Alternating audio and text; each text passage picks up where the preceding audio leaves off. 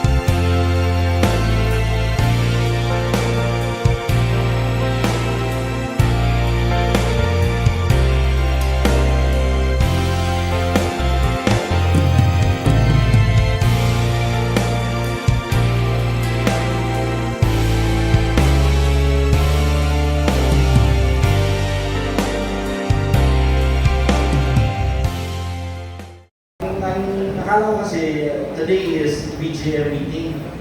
Parang ano ba ito? Masters Conference or World Vision? Ano ba? Paano ba natin i-identify ito? Enlighten me, please. I'm very glad. You know what? I'm very glad kasi that proves na gano'n talaga kalakas yung hatak ni Doc Ferdy. Kasi nahatak na yung lang dito eh. Diba? So, and aside from that, before po ako mag-proceed, tawagin po natin ang aming tagapanguna, President at Director ng BGM, si Pastor Jess, para magbigay sa atin ng opening remarks. What's up? Nagbibigay po ako sa inyo ng opening remarks. It's a pleasure to see everyone. Monthly ang Baptist Global Missions ay may ganitong meeting pero not as big as this. Talagang pag ginagawa dito sa Gapan, talagang nagiging parang pastor's conference. Kasi pagka regularly buwan-buwan, maybe we only have 1/4 of this. Pero nakakatuwa pong pakita na kayo ay narito lahat. Sana po ay makasip po yung aming vision at mag-participate po kayo, maging part po kayo ng aming ng atin na gawain para sa Panginoon. Dito po sa Baptist Global Missions, kulang man ang iyong dugo o asul. Ikaw man ay Armenian o Calvinist. It does not matter if you preach Jesus Christ or salvation, we embrace you to hold arms with us for missions. Alright? Hindi po tayo namamaril ng kapatid na ang ipinapangaral ay si Kristo. Okay? At gusto po namin lahat tayo maging part. At whether it is local or foreign missions, we want to be a part, especially kung nagsisimula pa lang. Kasi po yung Baptist Global Missions, hindi naman siya napakalaking mission agency. 2 years pa lang, no? Since it was launched.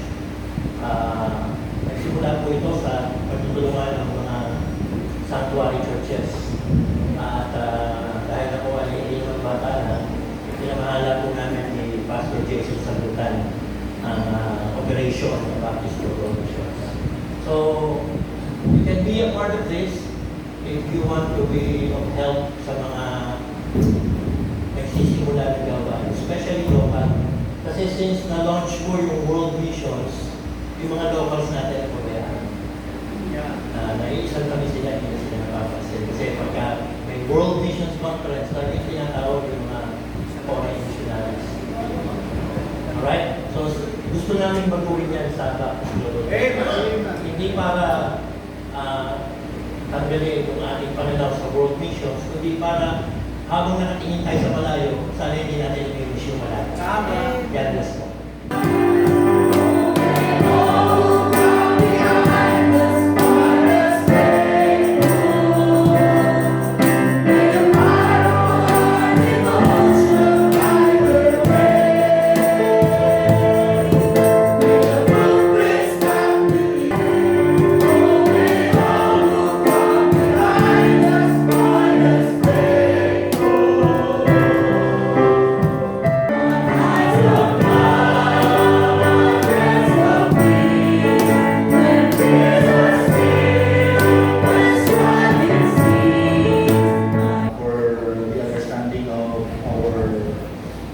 Fellow laborers of our Lord Jesus Christ, especially sa mga bago, okay? Kasi doon sa mga regular attendees or mga BGM supporters already, we have been explaining this every month, no? Every month.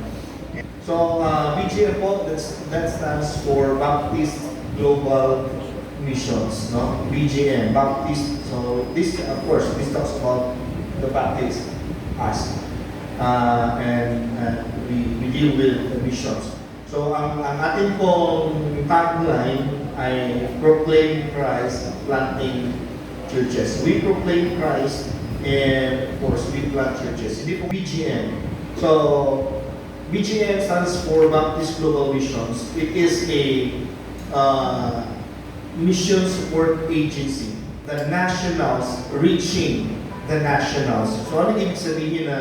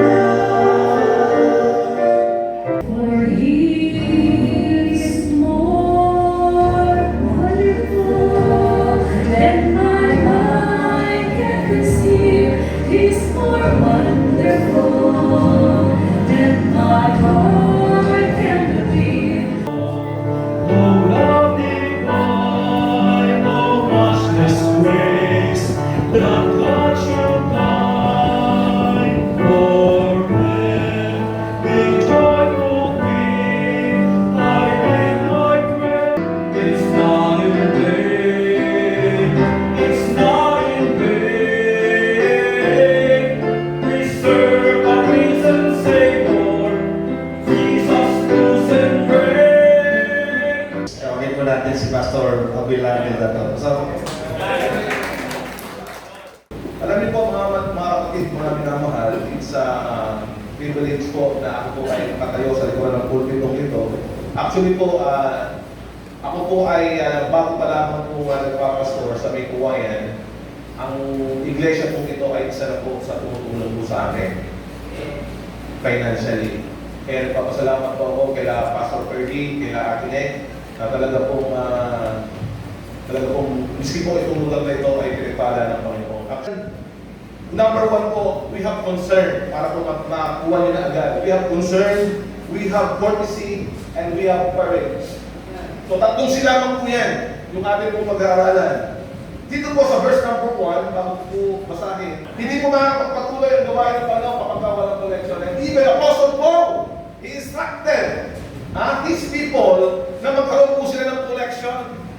Okay? And then, sabi po dyan, for the saints, as I have given order to the churches of Galatia, even so do ye. Una naman mga kapatid, ba? Sabi ko nga po sa inyo una, kasama-sama lang tayo. Padala-dala lang po tayo ng mga binibitbit ng mga pastor natin. Pero dumating yung panahon mga kapatid, ikaw na yun itagabitbit. Kasi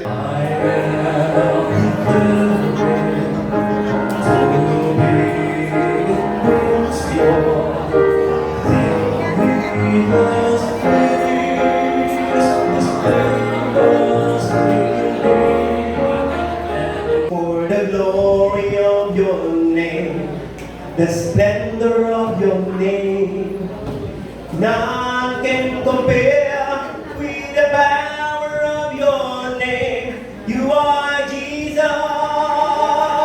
you are Lord, you are God. Kaya nga ho, ang hirap mag-aral ng Nihongo. Ngayon ay nag-aaralan ko yung Baptist song nila sa Japan. Tato e arasigaw ko. Tato e ono kami areruto mo. Pagkinaso tatakailaw umiri. Tabi ko mo tatakailaw unsumiri. Mitsume